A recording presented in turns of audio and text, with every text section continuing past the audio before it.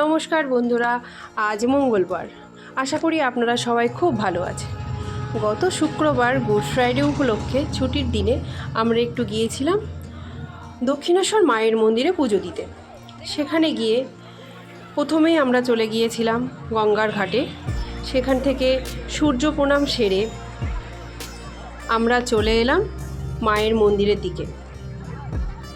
আসার পথেই দেখলাম এক জায়গায় অনেক মানুষ জমায়েত করে আছে। সেখানে গিয়ে দেখি একটি হনুমান তার বাচ্চাটাকে নিয়ে বসে আছে, আর বাচ্চাটি তার মায়ের সঙ্গে খেলা করছে। এ এক অপূর্ব সুন্দর দৃশ্য, যেন মন ছুঁয়ে গেল।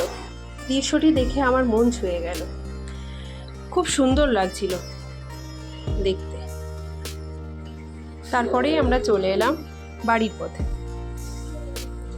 আর বেশিক্ষণ দেরি করলাম না, কারণ বৃষ্টি আসার সম্ভাবনা ছিল, মেঘে পুরো ঢেকে গেছিল।